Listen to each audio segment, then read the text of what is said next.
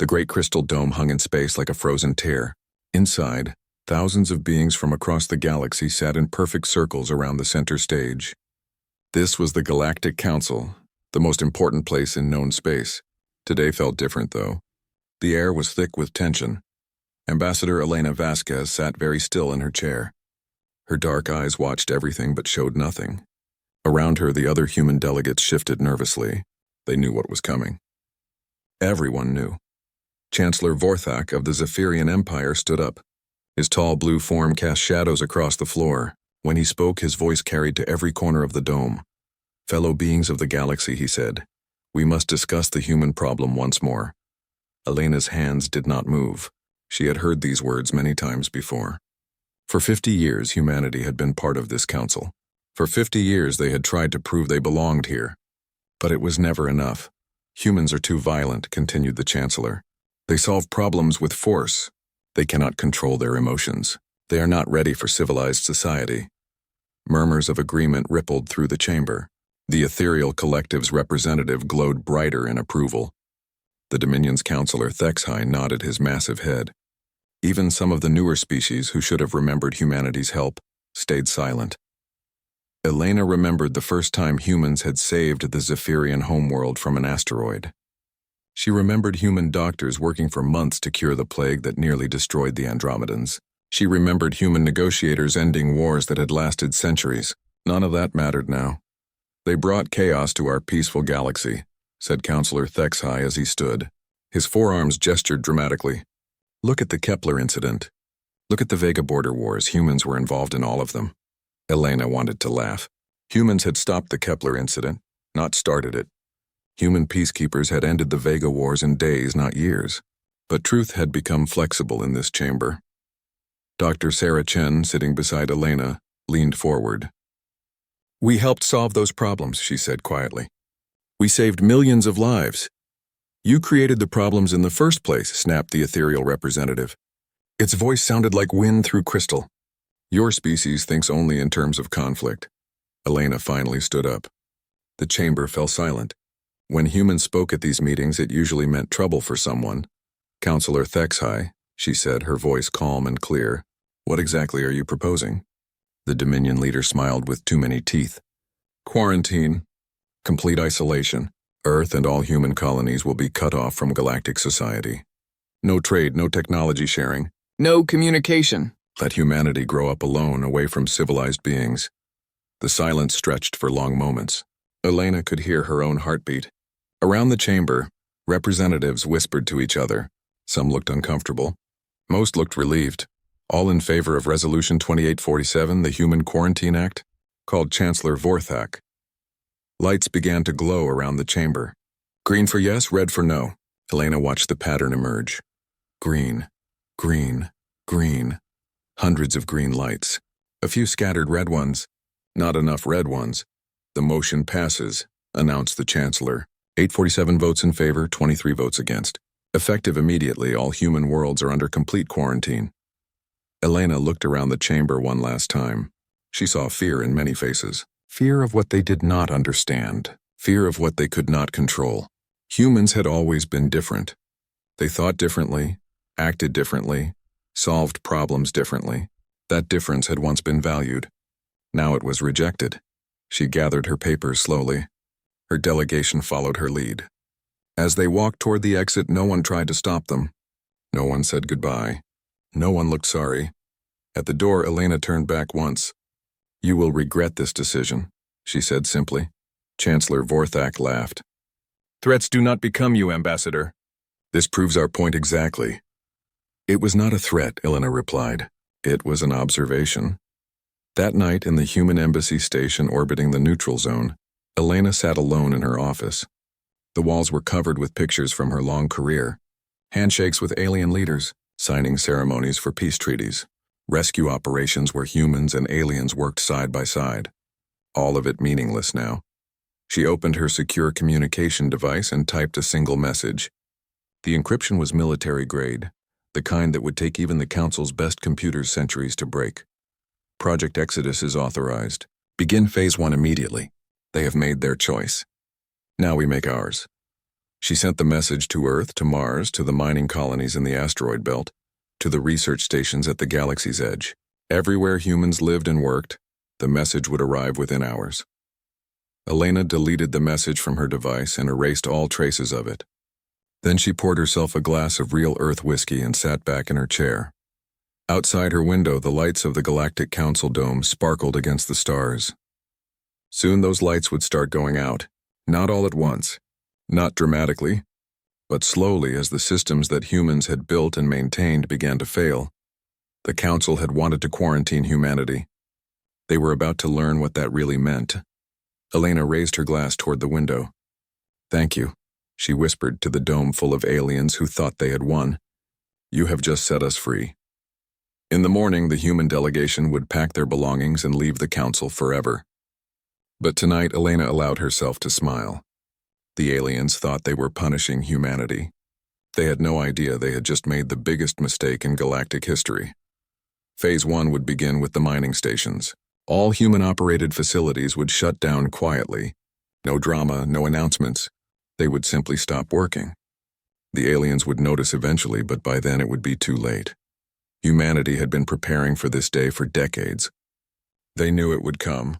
The signs had been there for years as the older, more established species grew more fearful of human influence. Now that fear had finally won. Elena finished her whiskey and stood up. Tomorrow would be busy. There were ships to prepare, people to evacuate, and a new future to build. The Galactic Council had just forced humanity to find its own path among the stars. They would discover soon enough whether that had been wise. 3 months had passed since the vote. The Galactic Council was pleased with itself. The human problem had been solved cleanly and efficiently. No messy wars, no dramatic speeches. The humans had simply packed up and left. Chancellor Vorthak smiled as he reviewed the reports. Human ships had stopped arriving at major trade stations. Human colonies had gone quiet. The troublesome species was finally contained where they belonged, away from civilized society. What the Chancellor did not know was happening in the shadows of space. Captain Maria Santos guided her cargo ship through the asteroid field of the Tau Ceti system. To any observer, she was just another human trader heading home before the quarantine took full effect. Her ship's manifest listed agricultural supplies and mining equipment. Nothing suspicious. But hidden in her cargo bay, wrapped in sensor-dampening materials, were the core processors from the Zephyrian Climate Control Network. Processors that human engineers had designed and built. Processors that the Zephyrians needed to survive on their desert homeworld. Phase 2 complete, Maria reported on an encrypted channel. Package is secure. Heading to Rendezvous Point 7. Across the galaxy, similar scenes played out. Human traders, researchers, and technicians quietly gathered the fruits of 50 years of cooperation. Not stealing. Everything they took was originally human work anyway. But retrieving technologies that the galactic community had taken for granted. Dr. Sarah Chen stood in her laboratory on the research station orbiting Kepler 442b. Around her, her team worked quickly to pack decades of research. Climate models, atmospheric processors, medical databases, agricultural techniques, all of it going into secure storage containers. "Are you sure about this, Doctor?" asked her assistant, a young man named David Park. "Some of this research could help billions of people." Sarah paused in her packing. "The Council voted to quarantine us, David. They decided they don't need our help anymore. We're simply respecting their wishes." She sealed another container containing the complete genome database for crop plants that could grow in hostile environments. Plants that currently fed half the galaxy's population. The Council would figure out how to replace that knowledge eventually. Or they would not. "Besides," Sarah continued, "our research will still help billions of people, just not the same people who rejected us. The real work was happening in places the Council had forgotten about. The Outer Rim territories. The edge systems where desperate species struggled to survive without the Council's help. Places where humans had been building relationships for decades. Commander Jiang Wei's ship dropped out of hyperspace at the edge of the Arcturus system. His destination was not one of the major worlds that the Council protected. It was a small planet called Haven, home to a species called the Corvani. The Corvani were refugees. Their homeworld had been destroyed in a war between two Council species 300 years ago. Neither side had taken responsibility. The Council had given them Haven as compensation and then forgotten about them. But humans had not forgotten. Haven Control. This is the UES Friendship requesting permission to dock, Zhang transmitted. Permission granted, Captain Zhang, came the reply. The Corvani controller's voice was warm with genuine happiness. It is good to see you again, Zhang smiled. The Corvani were one of 17 species that humans had been secretly helping for decades. Species too small, too poor, or too far away for the Council to care about. They would form the foundation of something new. As his ship docked at Haven's modest spaceport, Zhang could see the changes that human help had brought. Clean energy systems, advanced medical facilities, thriving agricultural zones. The Corvani population had doubled in the past 20 years. Elder Mirathon met him at the airlock. She was old even by Corvani standards. Her scales faded to a pale blue-green, but her eyes were sharp and intelligent. Captain Zhang, she said, we heard about the Council's vote. We are sorry. Don't be sorry, Elder, Zhang replied. This gives us new opportunities. Are your people ready to take the next step? Mirathon's crest rose in excitement. We have been ready for years. Our ships are prepared. Our young people are eager to explore. We were only waiting for humanity's call. This was the real phase 2. Not just removing human technology from Council space, but building something better beyond their borders. For 50 years, humans had been constrained by Council rules and regulations. No contact with primitive species, no technology sharing without permission, no expansion beyond assigned territories. Now those restrictions were gone. On Earth, Admiral James Morrison stood in the command center deep beneath the Antarctic ice. Screens around him showed the status of Operation Exodus. Green lights indicated successful evacuations. Blue lights showed technology retrieval missions. Red lights marked potential problems. Most of the board was green and blue. Very few red lights. Admiral, reported his aide, we're ahead of schedule. 70% of our people and equipment are already relocated. The Council hasn't noticed anything unusual yet. Morrison nodded. What about the sleeper projects? All active. The deep space shipyards are operating at full capacity. The new colonies are exceeding population targets, and our friends in the Outer Rim are ready to begin the next phase. The sleeper projects were humanity's insurance policy, hidden facilities that had been built over decades in systems the Council considered worthless. Asteroid shipyards and dead solar systems, research colonies on worlds with hostile atmospheres, mining operations in nebulae where sensors could not penetrate. The Council had always underestimated human determination. They saw humans as emotional and chaotic. They never understood that humans were also patient and thorough. Sir, another aide spoke up. We're getting reports from Zephyrian space. Their climate control systems are starting to malfunction. Morrison allowed himself a small smile. How unfortunate. I'm sure they'll figure it out eventually. The Zephyrians would figure it out, but it would take them years. Years during which their desert homeworld would become increasingly uncomfortable. Years during which they would remember how easily humans had solved that problem for them.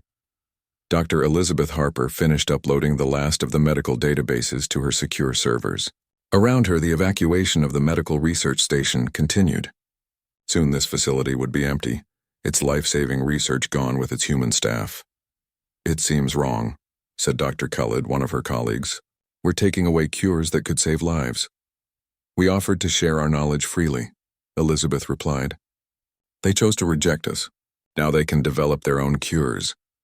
She sealed the final research container and looked around the laboratory one last time. This station had produced treatments for 17 different galactic plagues. It had developed surgical techniques used on thousands of worlds. All of that knowledge was leaving with them. Where will we go? Asked Dr. Khalid. Elizabeth smiled. Somewhere we can do our work without being told we're too primitive to understand real science. Our new allies appreciate human medicine. The evacuation ships were already waiting. In a few hours, the last humans would leave Council space forever. Behind them, they would leave a galaxy that had rejected their help. Ahead of them lay new worlds, new friends, and unlimited possibilities. The Galactic Council thought they had won. They had no idea that they had just freed humanity to become everything they had prevented them from being. The silent withdrawal was almost complete. The first sign of trouble came from the agricultural worlds. Minister Yextal of the Centauri Agricultural Collective stared at the reports on his desk with growing alarm. Crop yields were down 30% across 17 worlds. The automated farming systems were malfunctioning.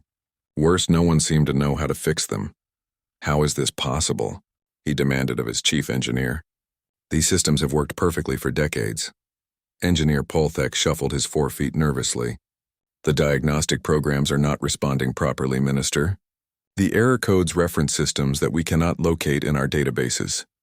What neither of them realized was that those missing systems were human-designed integration protocols, elegant pieces of software that made different alien technologies work together smoothly. Without them, the agricultural networks were slowly falling apart. Yextal was not alone in his confusion. Across Council space, systems were beginning to fail in strange and unexpected ways.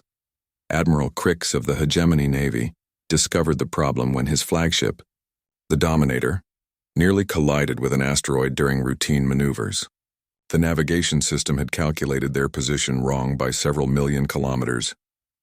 "Run a full diagnostic," Crix ordered his navigation officer. The results made no sense. The ship's sensors were working perfectly. The computer processors were functioning normally. But the mathematical algorithms that combined all the data into accurate positions were producing errors. "Sir," reported the navigation officer, "the core calculation matrices appear to be incomplete. We're missing several key computational modules." Admiral Crix did not know that those modules contained human spatial mathematics, equations developed by human scientists who thought about space differently than other species. Without them, hegemony ships were navigating blind. The admiral ordered his entire fleet to return to port immediately. Better to look foolish than to lose ships to navigation errors. Meanwhile, on the ethereal collective's homeworld of Lumina, the energy crisis was getting worse. The planet's power grid was designed to harness energy from their star's unique radiation patterns. For 50 years it had worked flawlessly. Now brownouts were rolling across entire continents. Collective mind Zephyra floated in her crystal chamber, her consciousness linked to thousands of her fellow ethereals. Together, they tried to understand what was happening to their technology. "The harmonic resonance is failing," reported one technical mind. "The cascade stabilizers are not responding to input." "Perhaps the star itself is changing," suggested another mind. But the star was unchanged. The problem was in the safety protocols that prevented power surges from damaging the delicate ethereal cities. Protocols designed by human engineers who understood both physics and the need to protect fragile crystalline structures. Without those protocols, the ethereals faced a choice: risk destroying their cities with unstable power, or accept rolling blackouts that darkened their world. Dr. Velthon of the Andromedian Medical Institute was facing his own crisis. The plague sweeping through the outer colonies was resistant to all standard treatments. Normally, this would not be a problem. His institute had the most advanced medical research facilities in the galaxy, but for some reason, their research computers could no longer model disease progression accurately. The biological simulation programs were producing impossible results. Treatments that should work were failing. Medicines that should be harmful were proving effective. "Run the simulations again," Dr. Velthon ordered for the 10th time. "Doctor," his assistant replied wearily, "we have run them 50 times. The results are always the same. The models make no sense." What Dr. Velthon did not understand was that his simulation programs had been written by human medical researchers, humans who understood disease differently than other species. They thought about biological systems as complex, chaotic networks rather than simple mechanical processes. Without human insight, Andromedian medicine was reverting to primitive trial and error methods. The problems were spreading faster than solutions could be found. Communication networks across the galaxy were experiencing translation errors. The universal translator protocols that allowed thousands of different species to understand each other were breaking down. Ambassador Threndai of the Peaceful Concord discovered this during a routine diplomatic meeting. He was trying to negotiate a trade agreement with the Silicon Collective when suddenly, nothing made sense. "Your proposal is like purple mathematics eating Tuesday," the Silicon representative seemed to say. "I apologize," Threndai replied carefully, "but I did not understand your statement." "Understanding is the green fish that swims in volcanic music," came the response. The translation matrix was failing. Without the human linguistic algorithms that had learned to bridge the gap between radically different ways of thinking, Species were becoming isolated from each other once again. But the most serious problems were showing up in the areas that humans had been most involved in: peacekeeping and conflict resolution. The war between the Stellar Federation and the Voidwalkers had been contained for 30 years through careful negotiation. Human diplomats had created a complex system of buffer zones, trade agreements, and cultural exchanges that kept the peace. Now that system was collapsing. General Mordak of the Stellar Federation studied the latest intelligence reports with growing concern. Voidwalker ships were massing at the border. Their diplomatic communications had become increasingly hostile. The careful balance that had prevented war was shifting. What changed? He asked his intelligence chief. Nothing significant, General.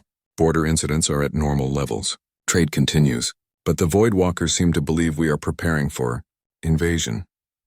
What General Mordak did not know was that human diplomats had been quietly managing the flow of information between the two sides for decades.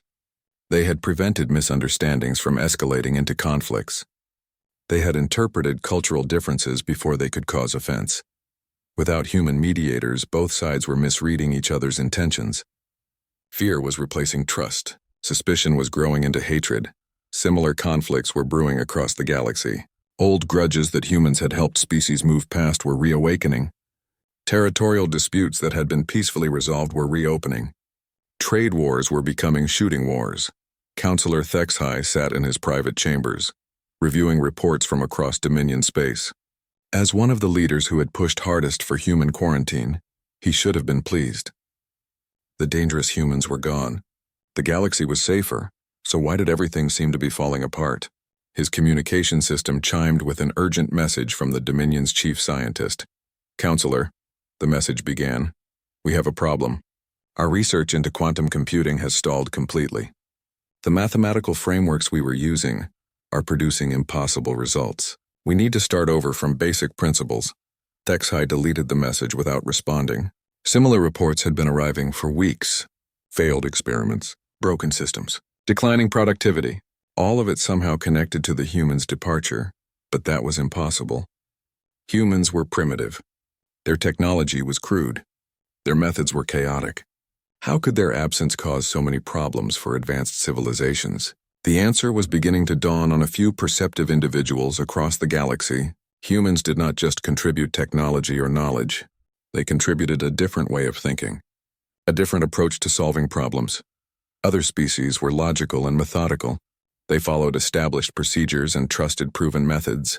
Humans were creative and intuitive. They found new solutions to old problems. They saw connections that others missed. For 50 years, human innovation had been quietly woven into the fabric of galactic civilization. Now that innovation was gone and the fabric was unraveling, the worst part was that no one knew how to fix it. The other species could study human technology, but they could not replicate human thinking. They could copy human solutions, but they could not understand the process that had created those solutions. Dr. Elena Vasquez, now aboard a human colony ship heading for the Galactic Rim, received daily reports about the growing chaos in council space. She read them without emotion, filing each one carefully in her records. "Any regrets?" asked her aide, Captain Morrison. Elena looked out at the stars ahead of them. New stars, unexplored systems, unlimited possibilities, none, she said simply. They made their choice. Now they live with the consequences.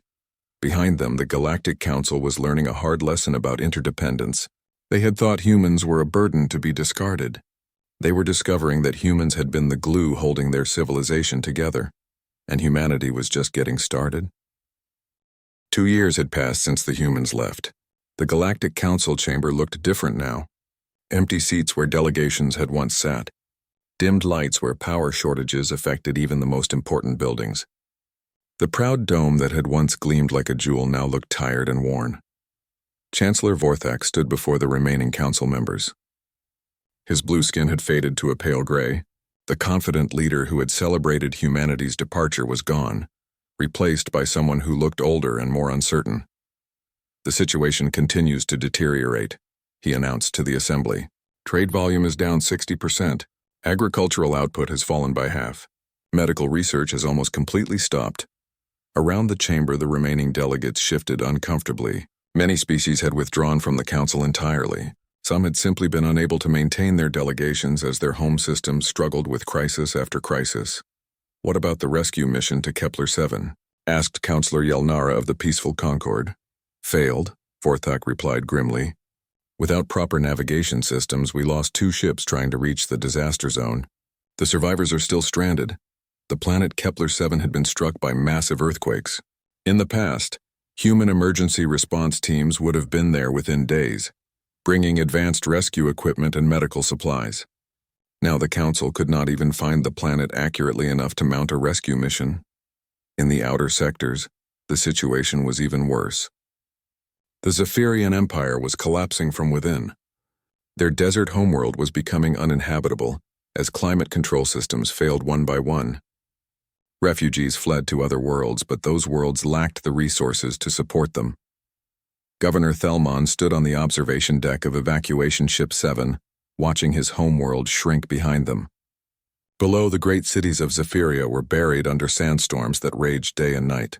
The atmospheric processors that had kept the climate stable for centuries had finally shut down completely. "How many ships do we have left?" he asked his aide. "This is the last one, Governor. We managed to save about 40% of the population." 40%. Out of 12 billion Zephyrians, only 5 billion had escaped their dying world. The rest were buried under the advancing desert, victims of their own pride. "Sir," the aide continued hesitantly, "there are reports of ships in the outer system.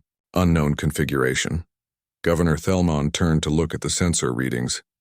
The ships were sleek and unfamiliar, but there was something about their design that seemed almost familiar. "Hail them," he ordered. The response came in perfect Zephyrian, but the accent was unmistakably human. "Evacuation Ship 7, this is Captain Sarah Chen of the Free Systems Relief Force. We have medical supplies and temporary shelter available. Do you require assistance?" Thelmon's crest rose in shock. "You're human." "Yes," came the calm reply. "And you're refugees. Politics aside, people are dying. Will you accept our help?" The governor looked back at his dying world, then at the crowded ships full of his desperate people. Pride was a luxury he could no longer afford. "Yes," he whispered, "we accept." Similar scenes were playing out across the galaxy. Human ships appeared wherever disaster struck, offering aid without asking for anything in return. They helped evacuate plague-stricken worlds. They delivered food to starving colonies. They rescued stranded vessels that Council ships could no longer navigate too safely. But the humans were different now. Their technology was more advanced. Their ships were faster and more efficient. They wore the uniforms of something called the Free Systems Coalition. And they spoke of territories and allies that the Council had never heard of. Intelligence reports from the Galactic Rim painted an alarming picture. Humanity had not simply vanished into empty space. They had built something out there. Something big. Agent Crixtel of Council Intelligence stood before what remained of the Security Committee, delivering his report on human activities. "The scope of their operations is staggering," he began. "We have confirmed contact between humans and over 3,000 previously unknown species. Many of these civilizations are more advanced than we initially believed." The committee members looked at each other nervously. 3,000 species meant 3,000 potential allies for humanity. 3,000 reasons why the humans no longer needed the Council. "What kind of technology are we seeing?" asked Committee Chair Velthon. "Advanced beyond our current capabilities," Crixtel admitted.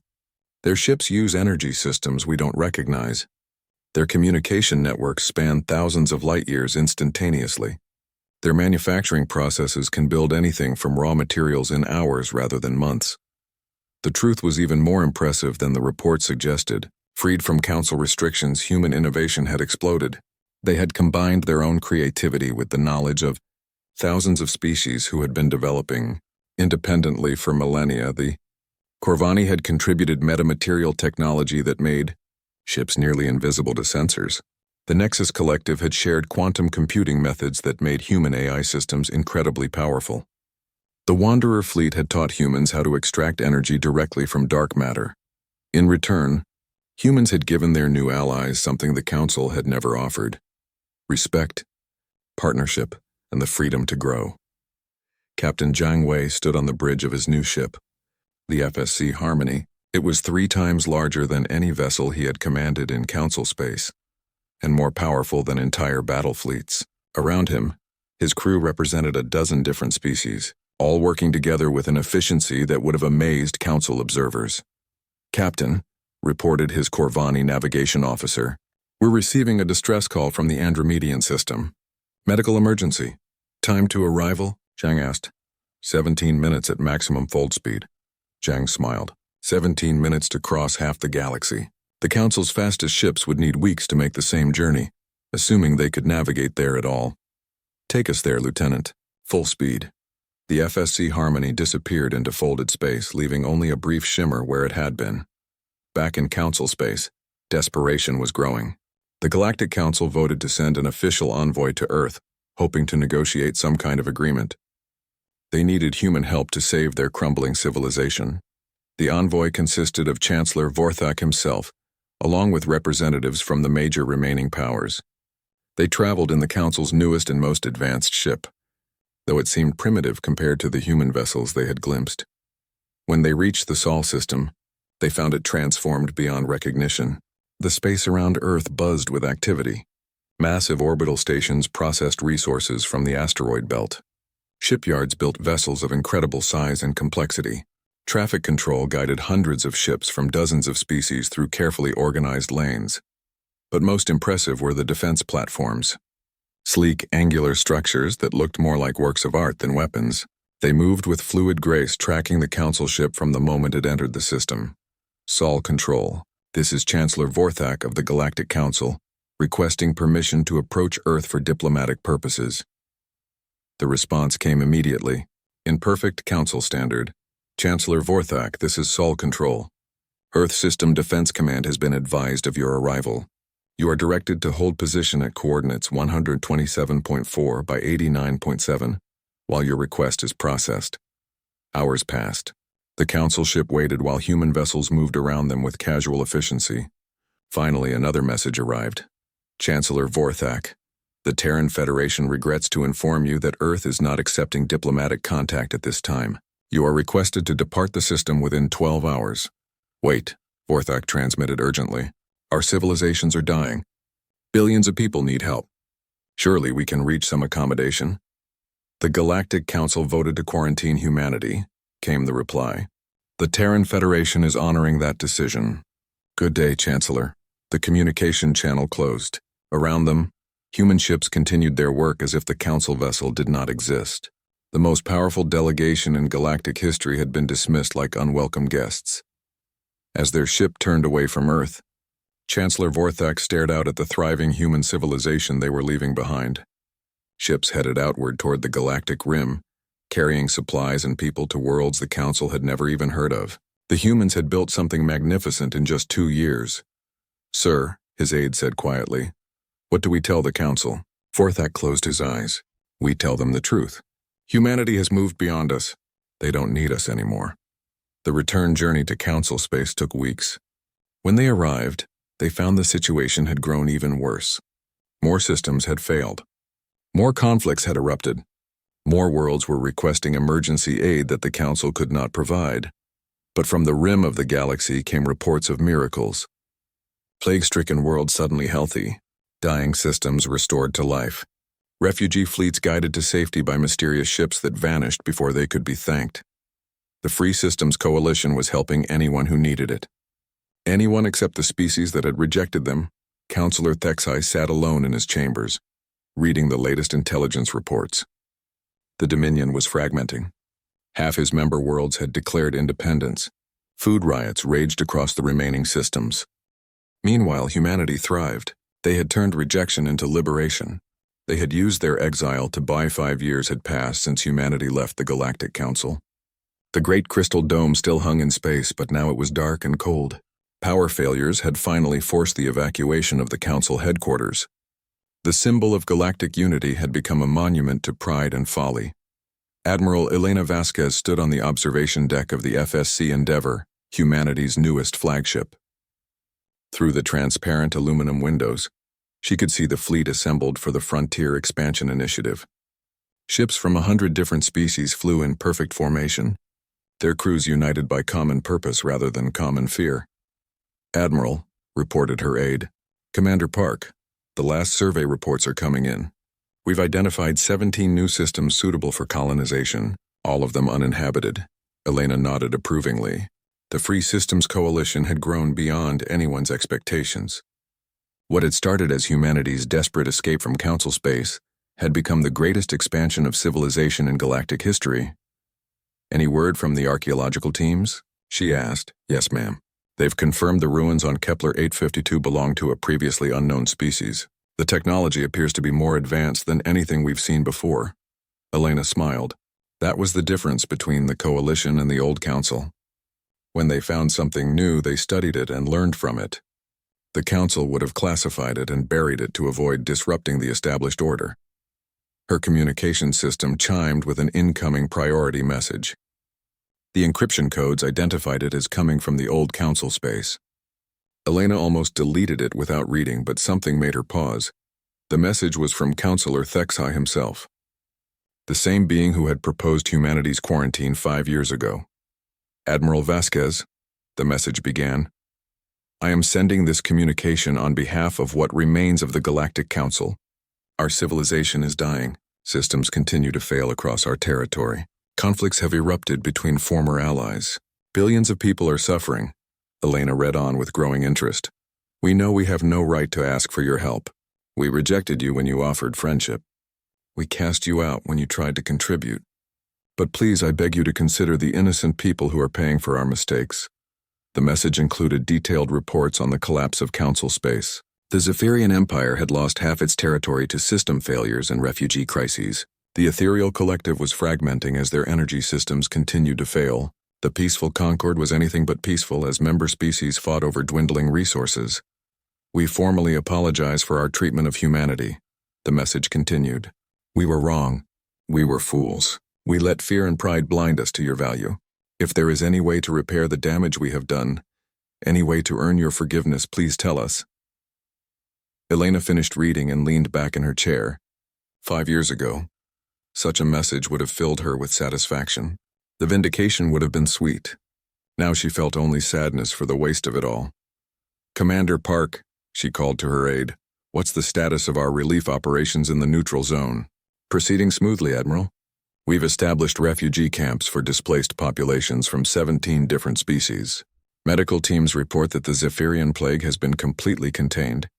The Andromedan food crisis has been resolved through emergency agriculture programs." Elena nodded. The Coalition had been quietly helping refugees from Council space for months. Not because they owed them anything, but because it was the right thing to do. Suffering beings needed help, regardless of politics. And our expansion into the galactic core regions? Ahead of schedule. The Wanderer fleet has established contact with 43 new species in the past month alone. Most are eager to join the Coalition after seeing what we've accomplished. The Coalition had become what the Council had pretended to be, a true alliance of equals working together for mutual benefit. There were no senior species and junior species, no established powers and primitive newcomers. Every member contributed what they could and received what they needed. Captain Sarah Chen materialized on the bridge via holographic projection. She was currently in the Andromeda Galaxy, leading the Coalition's first intergalactic exploration mission. "Admiral," she reported, "we've made contact with the Andromedans' long-lost cousins. They've been isolated for millions of years, but their technology is incredible. They're interested in cultural exchange." "Excellent work, Captain. Any sign of hostile intentions?" "None at all. They seem more interested in art and philosophy than conquest." "I think you'd like them," Elena smiled. That was another difference between the Coalition and the Council. They approached new species with curiosity rather than suspicion. They assumed the best rather than fearing the worst. Dr. Elizabeth Harper joined the conversation from her laboratory on the Medical Research Station. "Admiral, I have news about the Council situation. Our intelligence suggests that Councillor Thexai's message was genuine. The remaining Council leadership appears to be seriously considering dissolution." "What would that mean for the member species?" Elena asked. "Chaos initially, but also freedom. Many of the younger species have already indicated interest in joining the Coalition if the Council collapses completely." Elena considered this carefully. The coalition had grown so large and powerful that absorbing the former council territories would be relatively easy. But did they want to take on that responsibility? Her communication system chimed again. This time the message came from Commander Jiang Wei, now serving as liaison to the Corvani integration fleet. Admiral, I'm forwarding a request from Elder Mirathon. Several former council species have approached the Corvani, asking to mediate contact with humanity. They want to join the coalition, but they're afraid we won't accept them after what the council did. Elena almost laughed. 5 years ago, these same species had voted to quarantine humanity. Now they were begging to join the civilization that humanity had built without them. What's your recommendation, Commander? Accept them, Zhang replied without hesitation. Most of these species never wanted the quarantine in the first place. They were pressured into it by the major powers. Their populations are suffering for decisions their leaders made. Elena nodded slowly. Zhang was right. The ordinary citizens of Council Space were not responsible for their leaders' mistakes. They deserved the same opportunities that Coalition citizens enjoyed. Admiral, Commander Park interrupted, we're receiving a priority transmission from Earth. President Martinez wants to speak with you directly. The holographic image of Earth's president appeared on the bridge. Maria Martinez had been elected on a platform of reconciliation and expansion. She represented a new generation of human leaders who saw opportunity where others saw obstacles. Elena, the president said, I assume you've seen Thexhai's message? I have. What's the government's position? We've been discussing this in cabinet for weeks. The consensus is that we should offer limited assistance but only on our terms. Elena raised an eyebrow. Which are? Complete dissolution of the Galactic Council. Individual species can apply for coalition membership, but only after demonstrating their commitment to our principles. No special treatment for former council leadership. It was a fair proposal. The coalition had no use for the council's rigid hierarchies and exclusionary policies. But they could offer former council species something better: true equality and unlimited potential for growth. There's something else, President Martinez continued. Our deep space sensors have detected activity beyond the galactic barrier. Something big is coming. Elena felt a chill run down her spine. Hostile. Unknown. But whatever it is, it's larger than anything in our databases. We may need every ally we can get. Elena understood immediately. The galaxy might be facing a threat that made their internal conflicts irrelevant. The old council had been too fractured and weak to mount an effective defense. But the coalition, with its advanced technology and unified command structure, might have a chance. Send a reply to Councillor Thexhai, Elena ordered. Tell him that the Free Systems Coalition is willing to discuss humanitarian aid for Council space. But any assistance will come with conditions. As her staff prepared the message, Elena looked out at the coalition fleet again. Ships from hundreds of species, working together with precision and purpose. This was what the galaxy could be when beings chose cooperation over domination.